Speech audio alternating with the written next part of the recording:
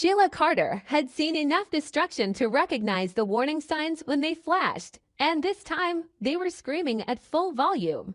Luna Nozawa, her determined and dangerously impulsive granddaughter, was barreling toward a disaster she didn't even realize was coming.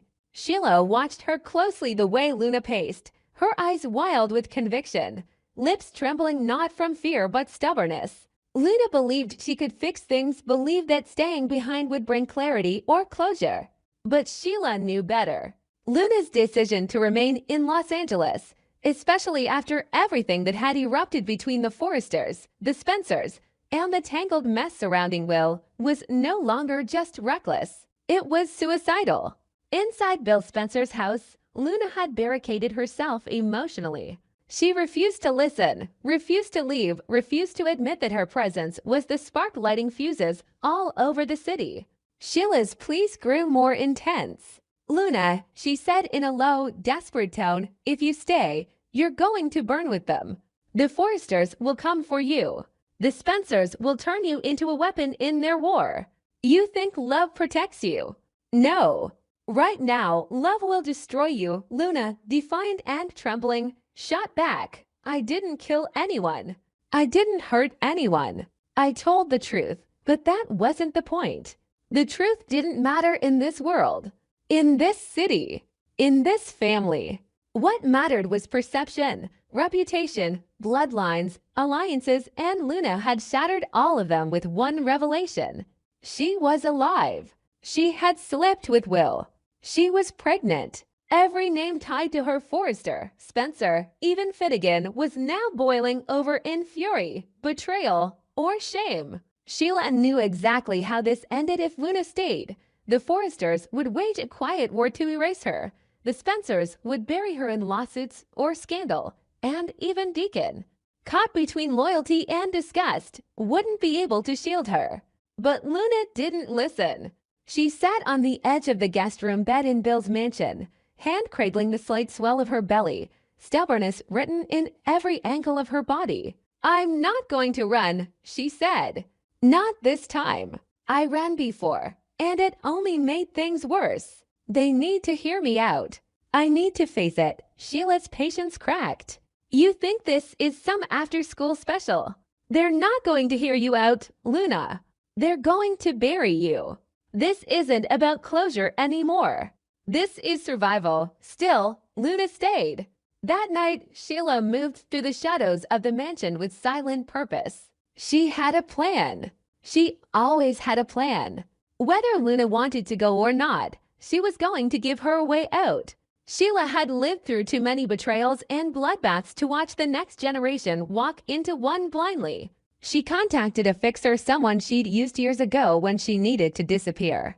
No names, just cash and coordinates. A car would be waiting, passports prepared, a burner phone, a new identity if needed. But Luna wouldn't budge. "I'm not going to disappear like some criminal," she snapped when Sheila laid the offer in front of her. "I'm not hiding my baby. I'm not hiding myself." Sheila's voice dropped to a low hiss. "Then you'll bury your baby before it's even born." The words hung heavy in the air, brutal and true. Luna flinched, tears swelling, but still said nothing. And the clock kept ticking. The dominoes began falling the very next morning. At Forrester Creations, Rich and Steffi held an emergency meeting behind closed doors. Word of Luna's survival and her alleged pregnancy with Will's child had spread like wildfire. The press was circling, investors were nervous, and Eric Forrester himself was demanding answers. How had they all been played? Why had Lee kept the girl alive? Why had Sheila known and kept it quiet?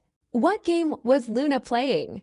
Ridge was furious, not because Luna had returned, but because of what her return meant. It meant scandal, exposure, weakness. At the Spencer estate, Katie confronted Bill. Her voice was pure acid. "You let that girl hide under your roof," she demanded. "You knew what she did to Will. You knew what this would do to him.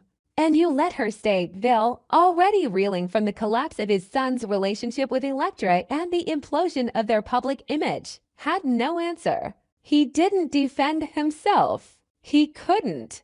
Deep down, he had hoped for peace, maybe even redemption. But now, with Luna refusing to leave, the firestorm was aimed directly at their doorstep. Meanwhile, Electra's silence was more dangerous than any outburst. She didn't cry, didn't yell. She simply cut ties. She deleted Will's messages, returned the ring he had given her, and walked straight into a Forrester photo shoot with pose that silenced every room. Rumors spread fast. She was done, and she was already being approached by someone new, someone dangerous, someone not a Spencer. A new alliance was forming. One that didn't include Will. One that had no interest in fixing what had already broken. And still, Luna stayed. That evening, she stood by the window of Bill's guest room, watching the sunset with quiet dread. The house was too quiet. Sheila had gone silent. The call stopped. The warnings stopped. It was like the storm had paused, not ended, just waiting. Then came the knock. A legal courier. Papers. A cease and desist from Forrester. A preliminary custody inquiry from Spencer family lawyers. A formal request for paternity testing. The war had begun. Luna read the pages with shaking hands. Her blood went cold. They weren't going to talk. They weren't going to listen. They were going to take. Downstairs, Sheila watched it all unfold from the shadows. She had given Luna every chance. She had warned her. And now the game was no longer in Luna's hands. Back at Forrester, Steffi authorized a confidential investigation into Lee Finnegan's actions. The board wanted answers: legal, financial, ethical. Luna's resurrection had implications far beyond one scandalous night. It was a betrayal of trust, a lie that had cost lives, reputations, and legacies. And if Lee had been part of that lie, if she had manipulated death certificates, misled authorities, she would pay. At Spencer, Will locked himself in his office, alone. No more Electra. No more denials. Just the crushing weight of what he'd done and what it had cost. The baby. The scandal. The girl he still had feelings for, but couldn't protect. The father who now saw him as weak. He was no longer the heir to an empire. He was a liability. And in the middle of it all, Luna. Sheila entered her room without knocking. The look in her eyes said it all. "You have 12 hours," she said coldly. "After that, I'm done helping you. You walk out that door, or you walk into a war zone. But I'm not standing by while you commit suicide for the sake of people who never wanted you in the first place." Luna said nothing, just held her stomach and stared out the window. 12 hours. That was the timeline. The ticking clock. The moment that would decide everything. If Luna left, maybe she could escape the worst of it. Maybe the baby would be safe. Maybe she could disappear and rebuild somewhere new. But if she stayed, she wouldn't just be fighting for her child. She'd be fighting the two most powerful families in Los Angeles, with no allies, no leverage, and no guarantees. Stay, and she'd light the match herself. Go, and she'd lose everything but live. Either way, the storm was here. And nobody walks out of a storm unchanged. Behind the glossy runways and silk-strewn showrooms of Forrester Creations, Thomas Forrester was watching it all unfold, not as a helpless bystander, but as a calculating tactician. The Lunawell scandal had cracked the polished veneer of the Spencer name and splattered the chaos right across the front pages. For most, it was a tragedy. For Thomas, it was opportunity. He read every headline, every social media thread, every whisper in the halls of Forrester with the sharp eye of someone who knew how to weaponize narrative. He didn't need to create the storm, it was already here. All he had to do was direct the lightning, and he knew exactly where to strike. The Spencer name was in free fall. Bill's empire, once untouchable, was now riddled with scandal.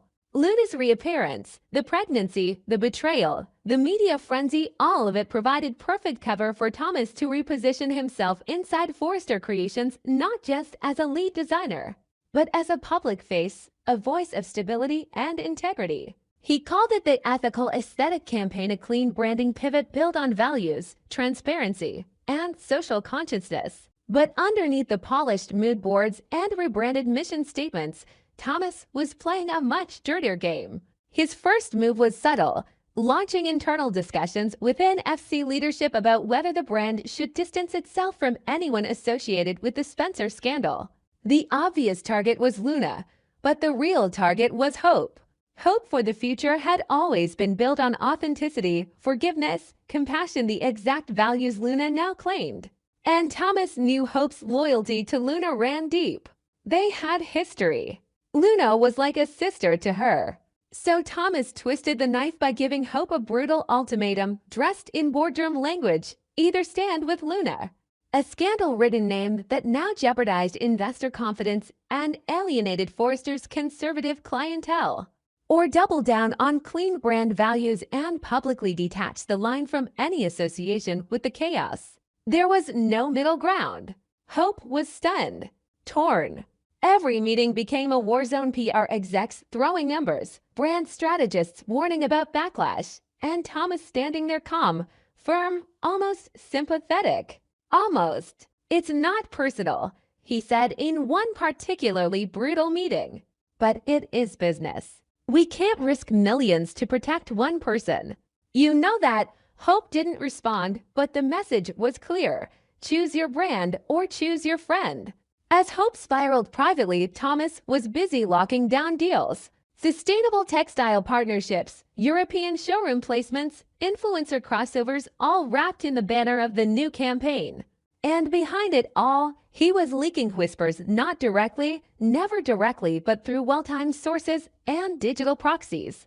Thomas made sure every story about Hope for the future was tied to responsibility, to morality, to the future of fashion. Clean values, clean cuts. Read one article. Where fashion and ethics meet, said another. And the unspoken message underneath: not messy, not pregnant, not scandalized. But Thomas wasn't done. He still had one card left to play, and it was aimed squarely at Bill Spencer. While Bill was busy trying to plug the holes in his ship, handling legal threats, damage control, press suppression, Thomas quietly slipped into the media back channels with something far more explosive. A small but devastating detail about Bill's personal involvement in Luna's concealment. He didn't release it directly, of course. That would be traceable. Instead, Thomas used a borrowed hand, an ex-journalist with a grudge against Spencer Publications, and just enough credibility to make the leak stick. The story dropped late on a Tuesday night. Sources say Bill Spencer knowingly harbored Luna Nozawa despite knowledge of potential legal and medical liabilities tied to her condition. The story didn't just accuse. It questioned his ethics, his business judgment, his fitness as a father and a leader. The fallout was instant. Bill's lawyers scrambled. Shareholders called emergency meetings. Katie exploded. And within 48 hours, Bill was doing the one thing no one expected: showing up at Forrester to negotiate, not with Ridge, not with Eric, but with Thomas. It was a quiet meeting. No press, no photos. Just Bill, jaw clenched, eyes burning, and Thomas, perfectly calm, sipping an espresso like a man who had already won. The conversation was short. "You leaked that story," Bill said. Thomas didn't deny it. "You're messing with my family." Thomas looked him dead in the eye. "No, Bill. You messed with mine when you dragged your scandal into our company." "I'm just cleaning up the mess." Bill slammed his fist on the table. "You want something? Name it." Thomas leaned forward, calm and cool. "A public statement from Spencer distancing yourselves from any retaliation against Luna. You're going to make it look like this was all a misunderstanding. No lawsuits. No smear campaigns. No more press attacks. You protect Luna, and I'll protect what's left of your name." Bill growled. "You think you can blackmail me?" Thomas smiled. "No. I think I can do this all day." It was checkmate. Bill left with no options, no leverage, and a brutal realization: he had walked right into Thomas's trap. The same Thomas everyone once dismissed as unstable, untrustworthy, too emotional. Now he was the architect of a media war, a brand shift, and a political takeover all in one. And Hope. Hope was still stuck in the wreckage, trying to protect a friend, hold a brand, and navigate the emotional minefield of working alongside a man who just proved he was capable of dismantling empires with a whisper. Thomas had done it. He turned the Spencer scandal into his own personal springboard, weaponized morality into a marketing tool, and used a carefully placed leak to bring one of the most powerful men in Los Angeles to his knees. And he wasn't done. He wanted more. He wanted control of Hope for the future, full control. He wanted public recognition as the creative visionary of Forrester. He wanted a seat at the table not as a guest, but as the future. And with the Spencer dynasty fractured, Hope cornered, and Rich too distracted to notice the quiet coup happening beneath his nose, Thomas knew the door was open. All he had to do was walk through.